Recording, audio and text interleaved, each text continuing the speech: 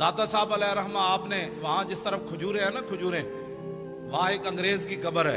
اس انگریز کی قبر کی وجہ یہ ہے، یہ جو کہتے ہیں آؤ اللہ کی دین کی بات ہوگی، آخرت کی بات ہوگی، اللہ سے ڈرو، آخرت کا خیال کرو، تو جن کے صدقے سب کچھ ملا وہ جو نہ تھے تو کچھ نہ تھا، ان کی بات ہی کوئی نہیں. ان کے ہاتھ پر نا لندن میں ایک بندہ مسلمان ہو گیا.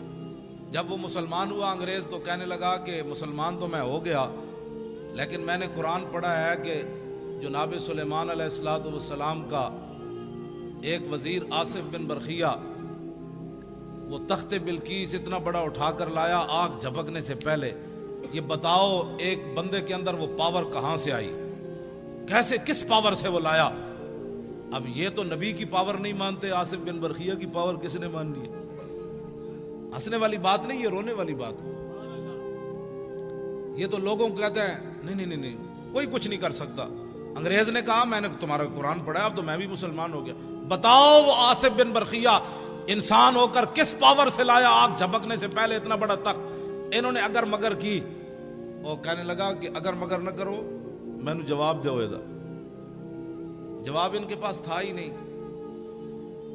تو انگریز کہنے لگا بات یہ ہے کہ میں مسلمان تو ہو گیا لیکن اب میں کافر نہیں ہوتا دوبارہ، لیکن میرا یہ قرض ہے اسلام پر، مجھے اس کا جواب چاہیے. اب وہ بیچارے وہ لوٹے بسترے اٹھائے پھرتا رہا دین کی خدمت کے لیے. پھر لاہور آیا، پھر لاہور کبھی یہ کدھر لے جائیں کبھی کدھر لے جائیں، یہ بارڈر دیکھو، یہ فلاں دیکھو، یہ فلاں دیکھو. اس نے کہا میں نے مینار پاکستان نہ وکھاؤ، میں نے دسو آصف بن برخیہ کیویں لے آیا تھا، میں واپٹا ہاؤس ویکھن نہیں آیا، مجھے بتاؤ کیسے.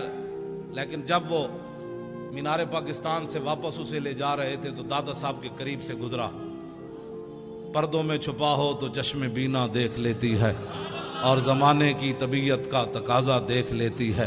انوکھی وضع سارے زمانے سے نرالے ہیں، الہی عاشق کون سی بستی کے رہنے والے. جب وہاں سے گزرا نا تو میرا ایمان یہ ہے کہ دادا صاحب نے خود اس کا منہ پھیرا ایسے. وہاں سے جب گزرا تو کہنے لگا یہ کون ہے، یہ مزار کے یہ گنبد کس وقت؟ انہوں نے کہا یہاں شرک ہوتا ہے، یہاں شرک ہوتا ہے.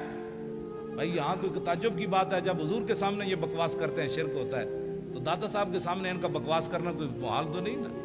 جو حضور کے سامنے کھڑے ہو کر بک بک کرتے ہیں وہاں کہ ہذا حرام ہذا شرک، تو کہنے لگے یہاں تو شرک ہوتا ہے.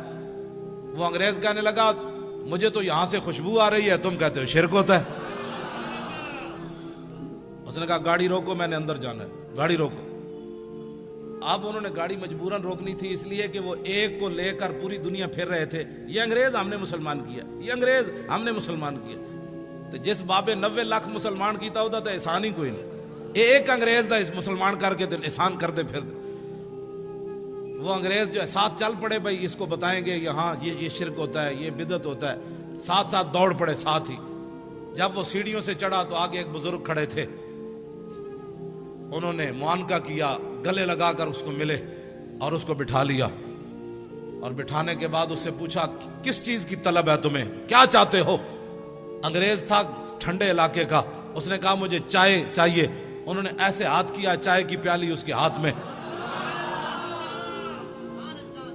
اب وہ انگریز نے جب چائے کی پیالی دیکھی تو بے ہوش ہو کر گر پڑا. جب ہوش آیا تو وہ کہنے لگے کیا ہوا تمہیں؟ وہ کہنے لگا وہ بابا جی کدھر گئے؟ اس نے کہا چھوڑو بابا جی، تمہیں کیا ہوا؟ اس نے کہا کمینو سوال میں نے تجھ سے کیا تھا، تم سے کیا تھا کہ بتاؤ تخت بلقیس ایسے کیسے آیا؟ تو یہ پیالی دیکھی ہے؟